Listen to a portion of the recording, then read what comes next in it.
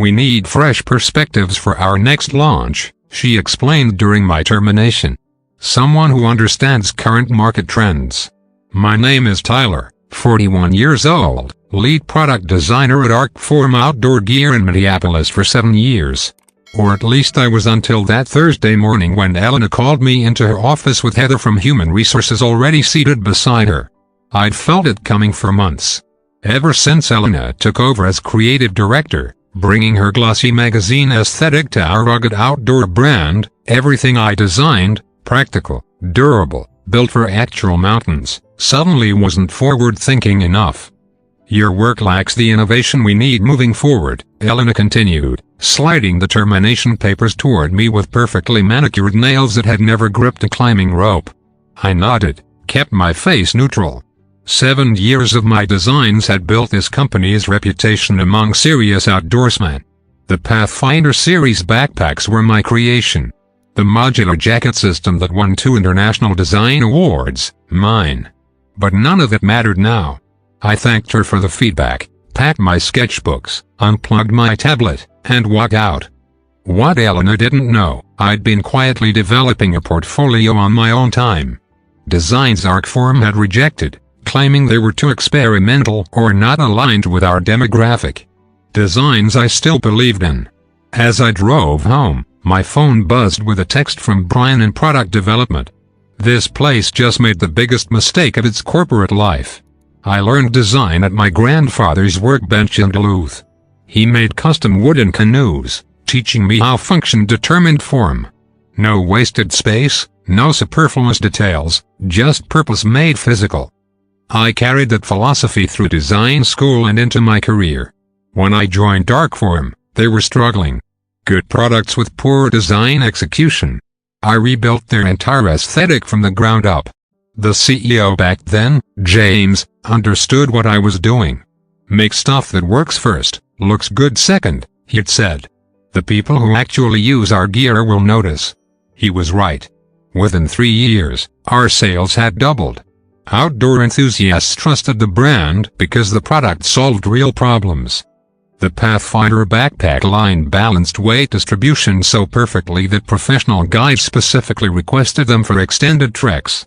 The thermal shift jacket system adapted to temperature changes without adding bulk, award-winning innovation born from understanding actual needs.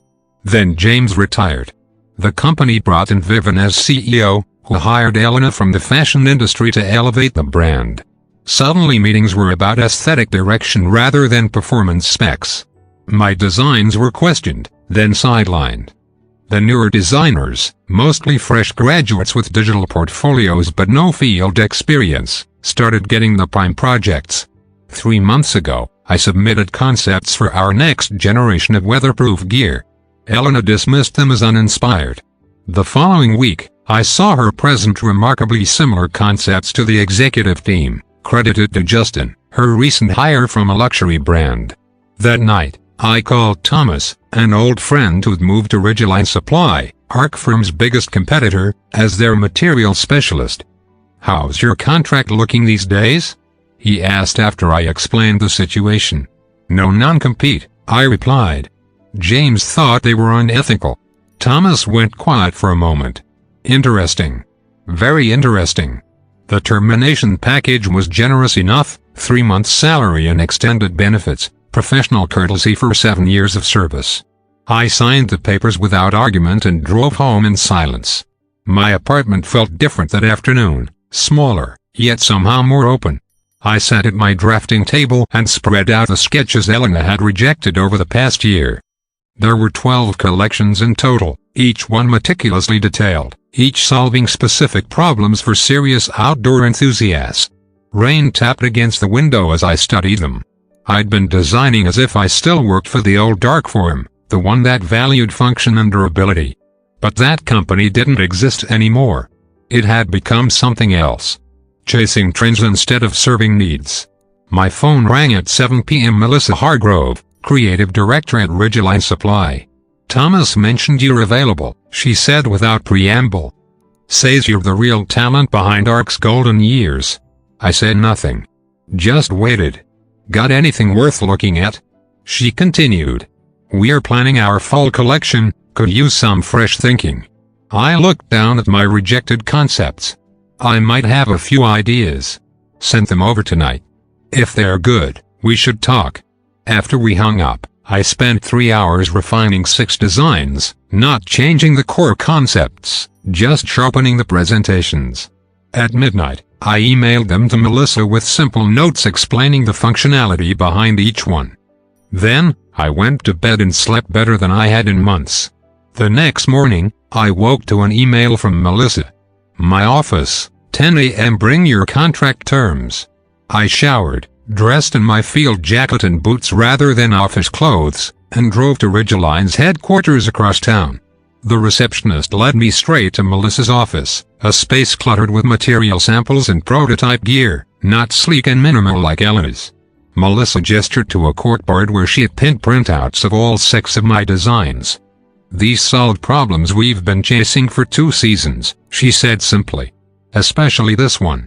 She tapped the centerpiece of my collection, a modular weatherproof system that adapted to different conditions without sacrificing mobility. How soon can you start? She asked. I'm available now. She nodded once. Good, because we're going to move fast on these. Very fast. For the first time since Elena arrived at Arcform, I smiled. 1 week into my new position at Ridgeline, I got a call from Peter, Arcform's production manager. We'd worked closely together for years, solving manufacturing challenges, finding the balance between innovative design and practical production. Tyler, this is unofficial, he said quietly. But things are falling apart. Justin's designs look good in renderings, but they're a nightmare to manufacture. The materials don't flex the way he thinks they should. The prototype backpacks are coming in 2 pounds heavier than specified. Not my problem anymore, I replied. Though a part of me still cared. Elena's claiming you left the team without proper documentation on your production processes, Peter continued. She's telling executive leadership that you sabotaged the transition. That made me sit up straight. That's a lie. I know, but she is convincing. Vivian asked me if there was any merit to it. My blood ran cold. This wasn't just about moving on. Elena was actively undermining my professional reputation. Against my better judgment, I emailed Vivian requesting a meeting to clear the air. She agreed to coffee the next morning. The cafe was busy, which I thought would be good. Neutral territory. Public place. Vivian arrived 10 minutes late, already looking at her watch. I'll be direct, I began. I've heard Elena is suggesting I deliberately left the team without proper documentation. That's not true. All my files are organized in the shared drive, and I personally trained Justin on my process before I left. Vivian nodded, her expression unreadable. She mentioned you might get defensive about this. Look, Tyler, the outdoor industry is small. I'd hate to see your reputation damaged by this unpleasantness. The threat was thinly veiled. Stay quiet or we'll make this difficult for you. I appreciate your concern, I said carefully.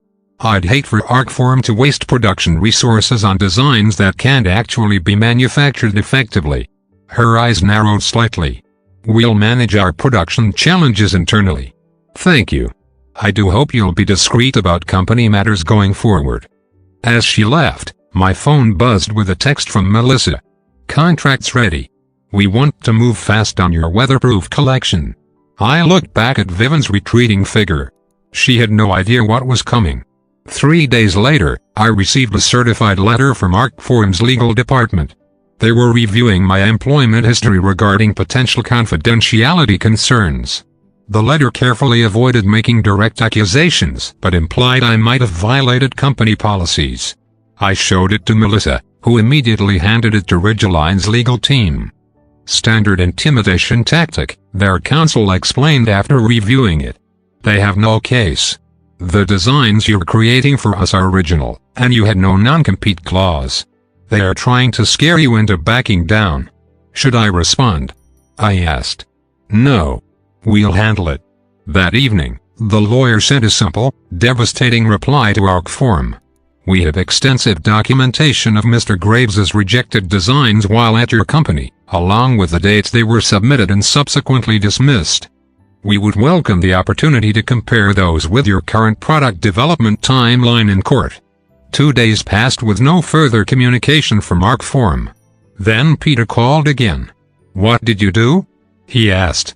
"Elena had a closed-door meeting with legal and she came out looking like she had seen a ghost." I said nothing. "Just watch your back," he warned. "She's not giving up." 2 days later, Thomas invited me to lunch. We met at a burger place downtown, far from both our company headquarters. "You need to see this," he said, sliding his tablet across the table after ordering. It displayed Arcform's internal marketing brief for their fall collection. Somehow, Thomas had gotten his hands on it. I scrolled through and stopped cold when I saw the mock-ups. They were my designs, the exact concepts Elena had rejected 6 months ago. Now rebranded as the Elevation Series, with Justin's name listed as lead designer. They are planning to launch in September, Thomas said quietly. Full marketing push. They've already ordered materials. The realization hit like a physical blow. She rejected these designs knowing she'd use them later. She just didn't want me to get the credit. Thomas nodded. Looks that way. But here's something else you should know. He took the tablet back, opening another document. Ridgeline is planning to fast-track your collection. Melissa convinced the CEO to move up production. They can have your designs on the market by August. I sat back, processing this. A month before Arcform launches. Yes. And with proper attribution to you as designer.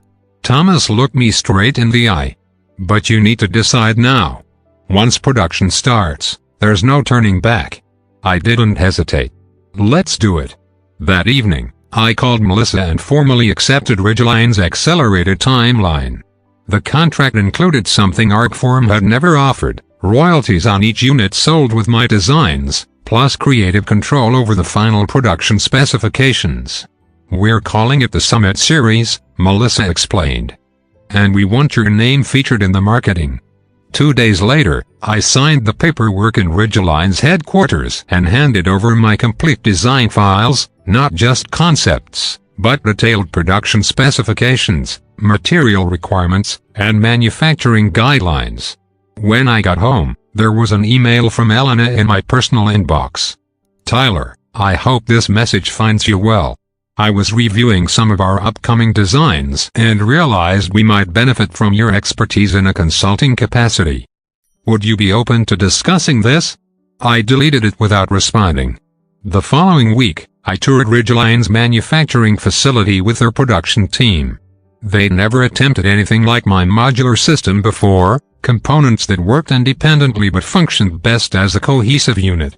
The lead engineer, Diane, pulled me aside after the tour. These designs are revolutionary, she said bluntly. But they're also complex as hell to manufacture. If we're really hitting the August deadline, I need you in this facility every day. Whatever it takes, I told her. For the next month, I worked 16-hour days. I slept on the cot in the facility office twice when we were testing waterproofing systems. The production team grew to respect me when they saw I understood the practical challenges they faced. Unlike Elena, I didn't dismiss manufacturing concerns as someone else's problem. Halfway through the process, I received another email from Vivian. We should discuss your current activities for your own professional future. Another threat. Another attempt to control what they'd thrown away. I forwarded it to Ridgeline's legal team without comment and kept working. Ridgeline moved with astonishing speed. Within 3 weeks, they had prototypes of my weatherproof collection.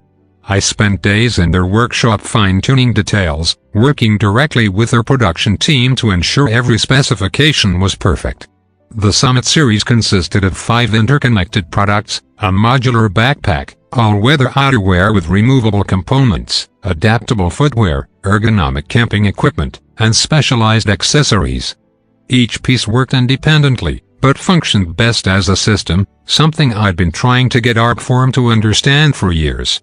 Melissa brought me into marketing meetings, something Elena had never done, and listened when I explained the practical benefits that should be highlighted. These aren't fashion statements, I told their team.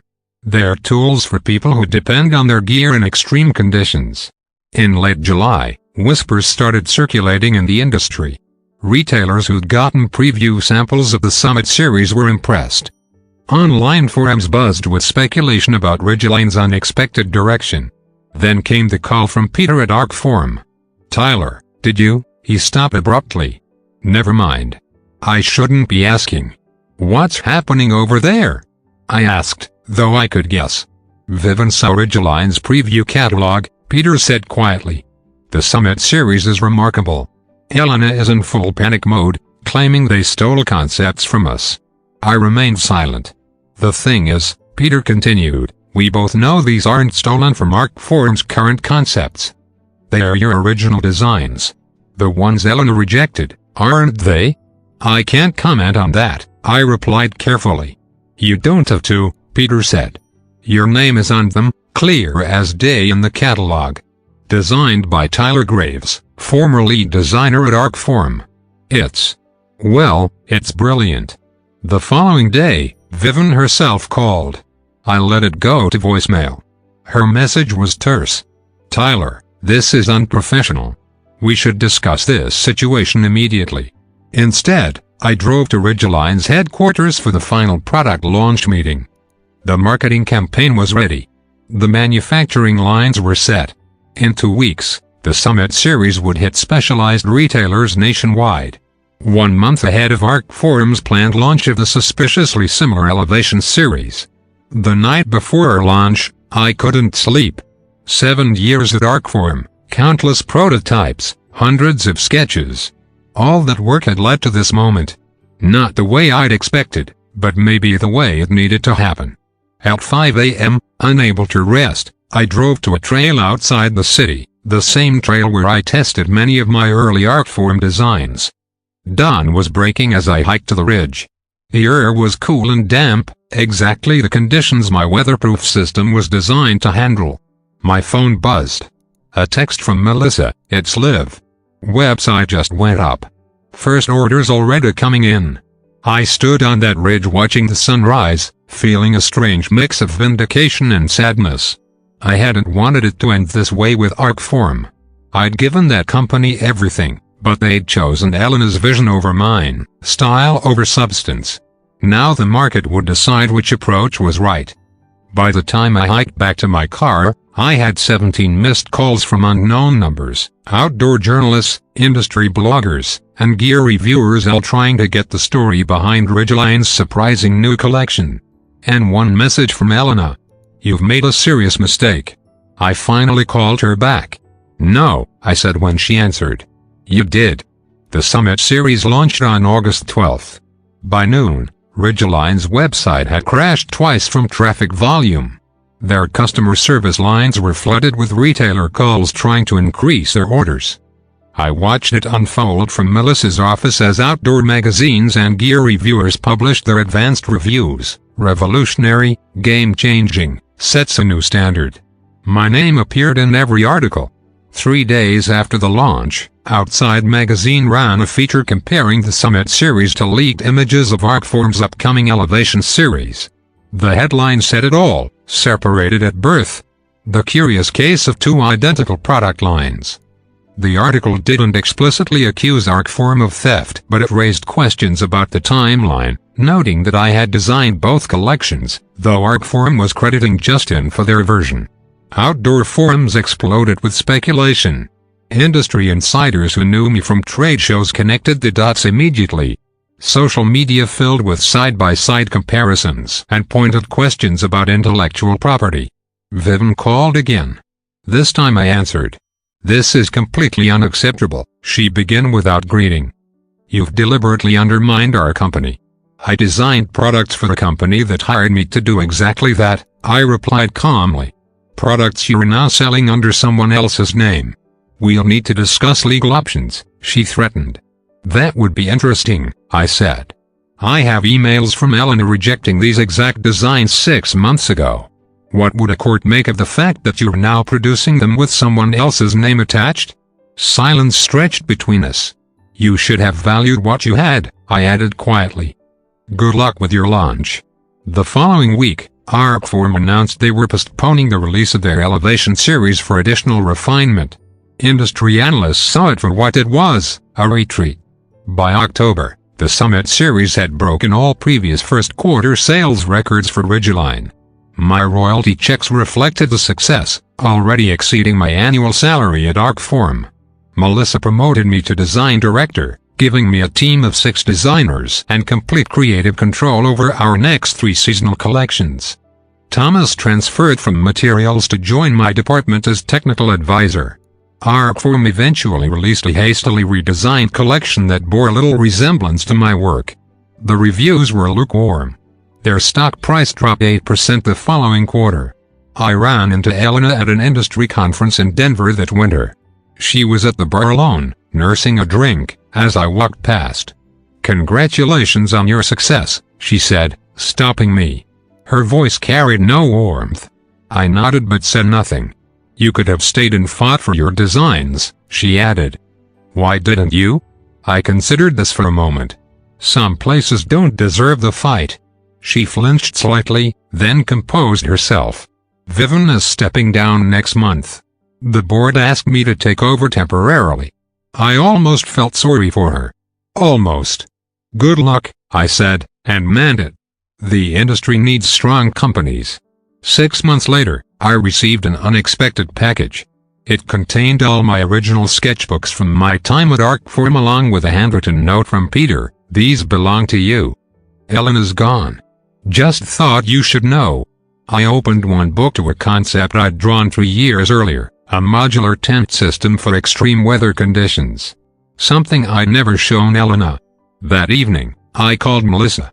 "I have an idea for our winter collection," I said. The following spring, Ridgeline's stock value had doubled. Arcforum announced they were restructuring under new leadership. I didn't follow the news too closely. I was too busy designing what came next. Sometimes at night, I still think about my years at Arcforum, not with bitterness anymore, but with clarity. They taught me something valuable, just not what they intended. In this industry, in life, your work speaks for itself when given the chance. Elena tried to silence mine. But in doing so, she only amplified its voice. The best revenge wasn't in proving her wrong. It was in finally finding a place that recognized what I'd known all along, that good design isn't about following trends. It's about solving real problems for real people. And that, in the end, is what endures.